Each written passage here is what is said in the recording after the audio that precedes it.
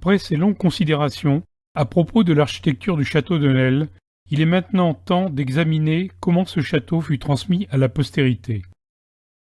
D'autant que la succession de ses propriétaires, pour le moins qu'on puisse en dire, n'est pas banale pendant les 3 premiers siècles de l'existence du château.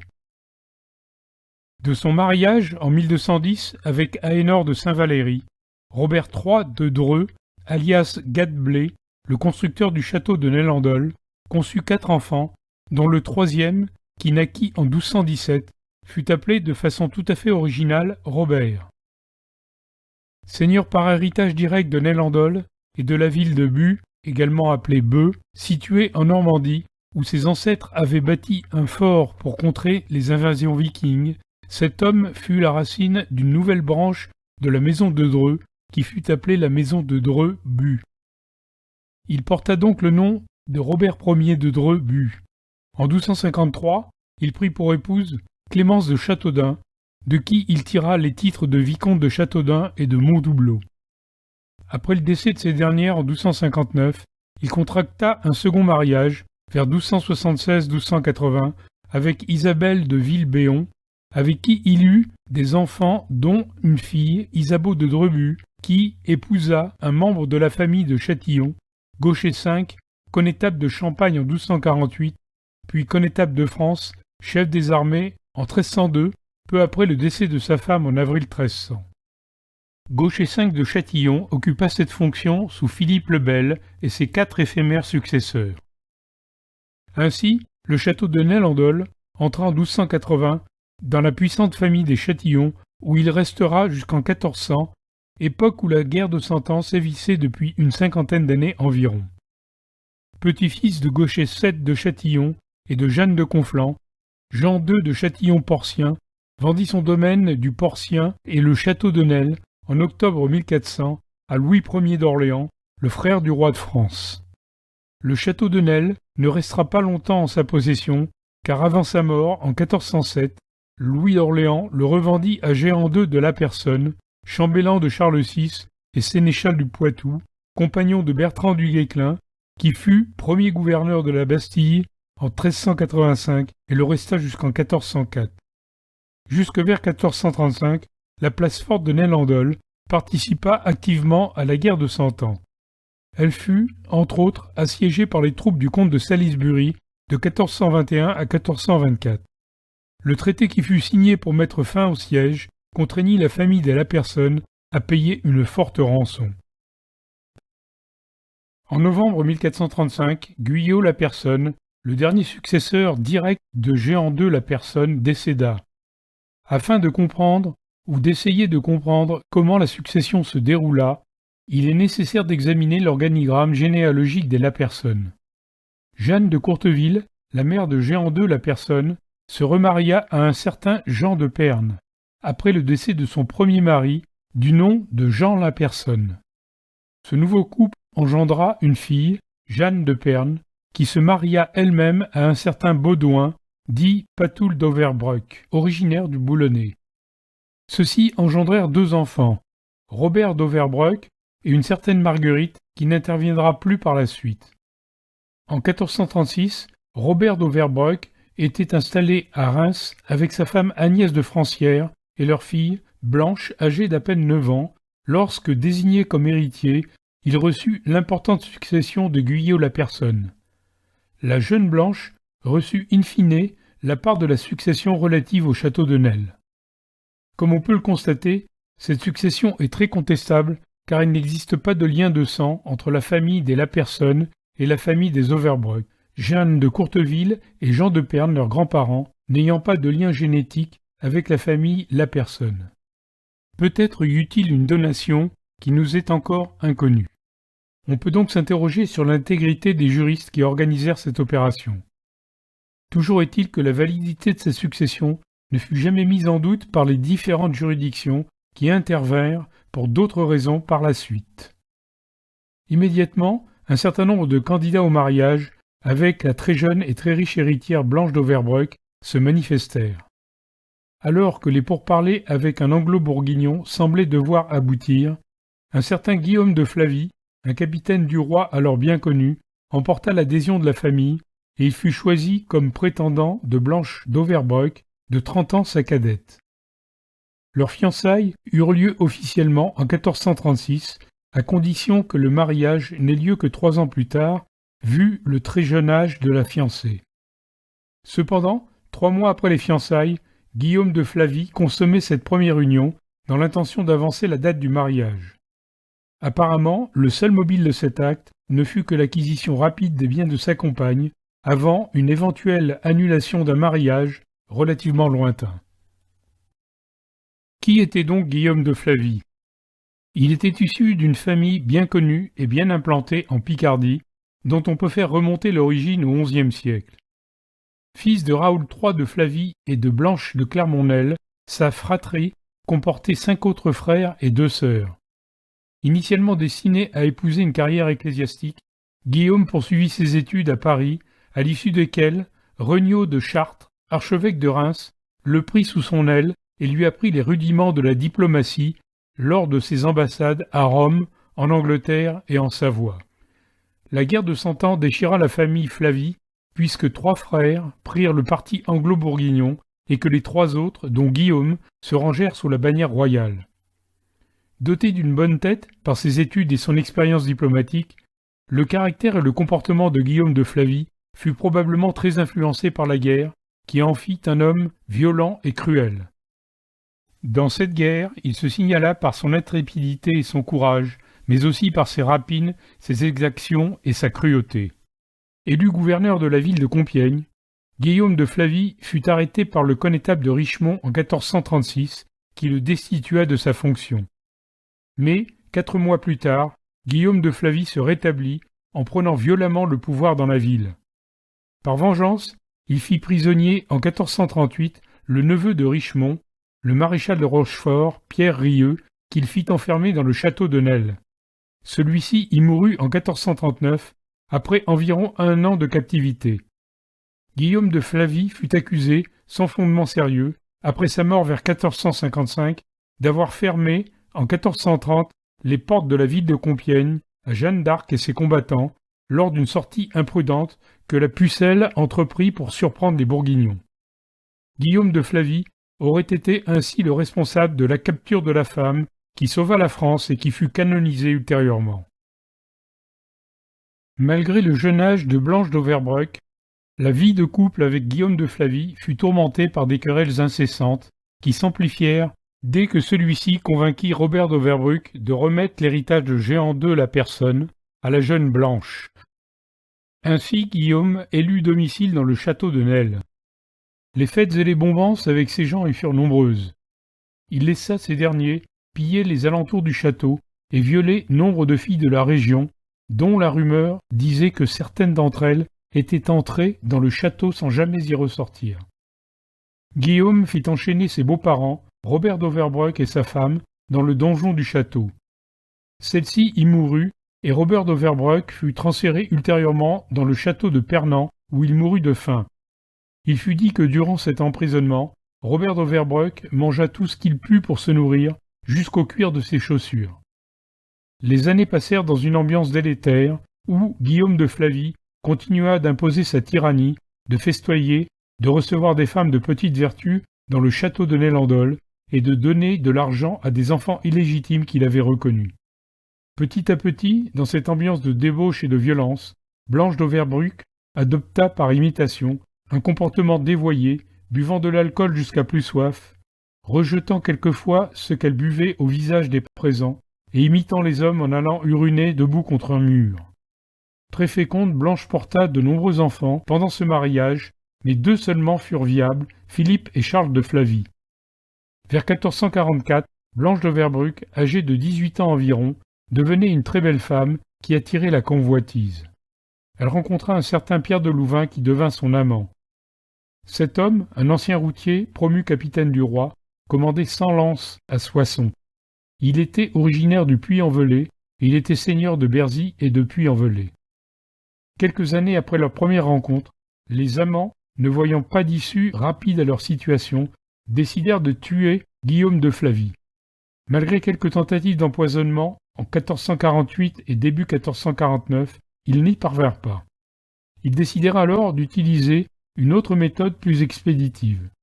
Le 9 mars 1449, alors que Guillaume de Flavie s'en était allé dormir après son dîner et ses beuveries habituelles, probablement au premier étage du donjon de Nel-en-Dol, Blanche s'introduisit dans la salle accompagnée de son coiffeur, un certain Bocquillon, et d'un homme de main du nom d'Orbandas. Ce dernier asséna un coup de bâton sur la tête de Guillaume de Flavie endormi. Brusquement réveillé, de Flavie commença à hurler. Alors, d'Orbandas plongea un poignard dans la gorge de Guillaume de Flavie pour l'achever. Aidé de Blanche, d'Orbandas appliqua ensuite un oreiller sur la tête de Flavie, qui fut étouffée. Rapidement, Bocquillon et d'Orbandas prirent le parti de s'enfuir. Les serviteurs de Flavie, alertés par les cris du maître, pénétrèrent dans la salle, où ils virent Blanche d'Auverbruck, assise sur son mari, sa robe entortillée autour du corps de Flavie.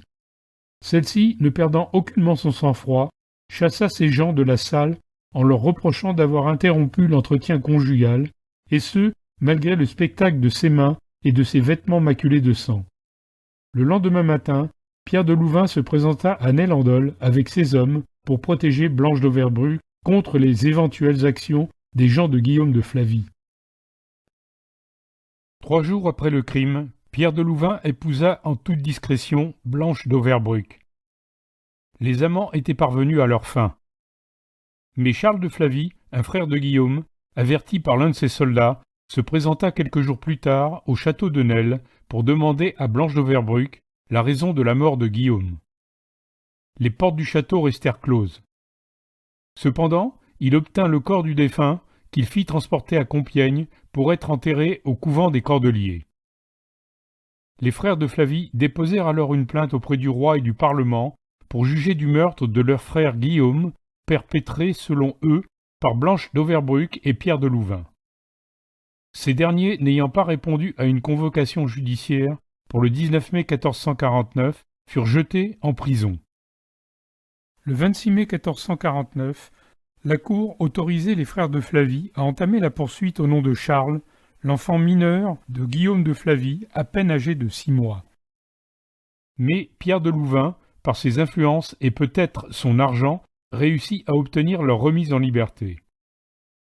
Pendant la procédure, Blanche d'Auverbruck affirma l'innocence de Pierre de Louvain dans cette affaire et qu'elle était l'unique instigatrice et meurtrière de Guillaume de Flavie.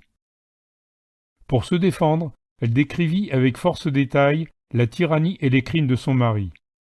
L'enfermement et l'assassinat du maréchal Pierre de Rieux par vengeance contre l'oncle de ces derniers, le connétable de Richemont, l'emprisonnement horrible de ses parents, Robert d'Auverbruck et sa femme, dont elle entendit les plaintes et les gémissements, mourant de faim pendant leur lente agonie. Il semble qu'en payant 12 000 écus, Blanche d'Auverbruck obtint, via la chancellerie royale, des lettres de rémission signées par Charles VII. Le 15 juillet 1449, elle demandait au Parlement l'entérinement de ces lettres. Mais le Parlement, habitué à de telles manœuvres, refusa l'entérinement. L'affaire tournait mal pour Blanche et de Louvain. Alors, ce dernier, en payant 14 000 écus, réussit à faire retirer l'affaire du Parlement. Un an plus tard, le 14 novembre 1450, Charles VII entérina la rémission qu'il avait accordée à Blanche d'Auverbruck. Les frères de Flavie se retrouvèrent ainsi gros gens comme devant. Ils obtinrent néanmoins que la tutelle du jeune Charles soit retirée à leur mère pour être confiée à son oncle Charles de Flavie et à Guy de Néel, son grand-oncle. De son côté, Pierre de Louvain fut privé de sa capitainerie de Senlens à Soissons, mais il récupéra rapidement une responsabilité analogue. Cependant, le mariage de Blanche d'Auverbruck et de Pierre de Louvain ne fut pas plus paisible que le précédent. Il fut émaillé de disputes. Pierre de Louvain alla jusqu'à faire enchaîner sa femme. Il leur resta néanmoins assez de temps pour faire naître de leur union 5 fils, Claude, Antoine, Gilles, Nicolas et Barthelot. Quant aux frères de Flavie, ils ne renoncèrent pas à obtenir la vengeance du crime de leur frère. Ils continuèrent à entreprendre diverses poursuites juridiques contre Pierre de Louvain et ils arrivèrent à le faire prisonnier. Ils le torturèrent pour qu'il avoue sa participation au meurtre de leur frère. mais celui-ci n'avoua pas. Le 15 juin 1464, après 15 ans de dispute, l'un des derniers survivants des frères de Flavie, Raoul, tuait Pierre de Louvain. Raoul de Flavie et ses complices furent jugés et condamnés à mort. Ils furent obligés de payer 8000 livres aux 5 fils de Louvain et 2000 livres à sa veuve, Blanche d'Auverbruck. Finalement, leurs peines de mort furent commuées en bannissement. Le second veuvage de Blanche d'Auverbruck ne dura pas longtemps. En effet, le 9 septembre 1464, soit 3 mois après le décès de Pierre de Louvain, elle prit pour époux un homme de robe, Pierre Puy, conseiller et maître des requêtes au Parlement de Paris depuis 1461. Blanche était alors âgée de 38 ans. Pierre Puy était issu d'une famille bien connue du Forez. Son grand-père, Barthélemy Puy, fut chancelier du Forez et son neveu fut à la fois chancelier et garde des sceaux du Forez. Pierre Puy avait probablement rendu à Blanche des services dans l'exercice de ses fonctions. En 1465, ils eurent un fils appelé Louis. Mais la soif vengeresse des frères de Flavie n'était pas étanchée. Elle fut reprise, menée par Hector de Flavie, et ensuite par son fils Thibaut, cette fois contre le couple Blanche d'Auverbruck et Pierre Puy. Du point de vue juridique, il nous reste des traces de procédures intentées par les deux Flavies qui se déroulèrent en 1465 et en 1469. Le nouveau couple se déchira assez rapidement. En 1470, Blanche d'Auverbruck attaqua son mari. Elle demanda au Parlement d'interdire à Pierre Puy, d'une part, de la battre ainsi que ses enfants, et, d'autre part, de la contraindre à signer des actes d'aliénation de ses biens. Le Parlement admit les termes de la plainte et plaça Pierre Puy en détention à la conciergerie. Celui-ci fut remis en liberté sous la condition expresse qu'il ne tente plus de s'emparer des biens de sa femme. Cependant, la cour interdit à Blanche de garder son fils Louis Puy près d'elle et elle ordonna de le faire mettre en garde chez Jehan Anguenost, un conseiller du Parlement. Pierre Puy rendit régulièrement visite à Louis, son enfant, mais lors de l'une d'entre elles, il donna une dague à son fils, à peine âgé de 5 ans, pour qu'il tue ses frères utérins, les Louvain. Après sa séparation d'avec Blanche d'Auverbruck, Pierre Puy occupa le château de Ney-Landol ou celui de Bu qui lui avait été donné par Blanche. C'est dans ce dernier château que les 5 frères de Louvain, les fils de Blanche d'Auverbruck, animés par un sentiment de vengeance analogue à celui des frères de Flavie, enlevèrent le jeune Louis Puy pour l'emprisonner dans un château en Allemagne. On n'entendit plus jamais parler de cet enfant. En l'absence de Pierre Puy, les deux Louvain occupèrent et pillèrent le château de Ney-Landol. Lorsque Pierre Puy, accompagné d'un conseiller du Parlement et d'un huissier, vint les sommer de lui rendre le château, les deux Louvain l'emprisonnèrent dans le donjon. Puis ils le contraignirent à rentrer dans un coffre, une sorte de cercueil, où il fut enfermé pendant 9 jours et d'où il en ressortit en un piteux état. En outre, ils dénoncèrent au roi Louis XI Pierre Puy comme traître ayant vendu des secrets d'État au duc de Bourgogne. Pierre Puy fut condamné une première fois, le 19 juillet 1475, à la prison et à une amende de 400 livres parisis. Une série de procédures s'ensuivit, au terme de laquelle Pierre Puy fut emprisonné au total pendant 7 ans. Des chicaneries entre les familles de Louvain et Puy se poursuivirent encore longtemps, puisqu'on retrouve en 1546 une procédure opposant Antoine de Louvain, le petit-fils de Pierre de Louvain, à Jean Puy, le petit-fils de Pierre Puy. La vendetta avait donc duré près de 100 ans. Qu'advint-il de Blanche d'Auverbruck après 1470 ? Elle vécut à Montalmas, une terre que Pierre Puy lui avait donnée en échange du château de Ney-Landol. En 1487, un dénombrement rendu par le chapitre de Soissons cite son nom ainsi qu'un acte datant de 1492 où elle est encore désignée comme épouse de Pierre Puy. En 1500, les registres du Parlement portent encore son nom. Dans son livre « Histoire de la maison d'Harcourt », Gilles André de la Roque indique que Blanche d'Auverbruck, âgée de plus de 66 ans, contracta un 4e mariage en 1492 avec un certain Jean, seigneur de Chailly, de la Motte et du Mesnil-Aubry. Cette information semble contredire celle du dénombrement du chapitre de Soissons qui l'indique encore marié à Pierre Puy. Qui croire? Au niveau actuel de notre information, après 1500, aucun acte ou autre document ne fait référence à Blanche d'Auverbruck, dont on perd la trace, ce qui, pour ce que l'on en connaît, clôt une vie de femme hors du commun. Les propriétaires du château de Nel-en-Dol, qui ont succédé à Blanche d'Auverbruck et Pierre Puy, furent nettement plus apaisés que leurs prédécesseurs. Ils n'attirèrent pas l'attention des historiens, du moins pour ce qui concerne leur vie privée, en relation avec le château. En 1529, Nel-en-Dol est racheté par le connétable Anne de Montmorency, déjà propriétaire du château de Fer-en-Tardenois, sans doute pour agrandir son territoire de chasse. Fin du XVIe siècle, le château est pris et repris par les Huguenots au cours des guerres de religion. Il est probablement démantelé au début du XVIIe siècle, perdant ainsi ses toitures et ses couronnements. Les bâtiments sont alors convertis pour permettre une grande exploitation agricole. À cette époque, le château passe entre les mains de divers seigneurs avant d'être acquis en 1656 par le maréchal de Clérambault, dont la femme, Louise Boutillier de Chavigny, après la mort du maréchal en 1665, en devient l'héritière. La famille Boutillier de Chavigny le conserve jusqu'en 1806. Les bâtiments n'ont plus alors qu'une vocation agricole.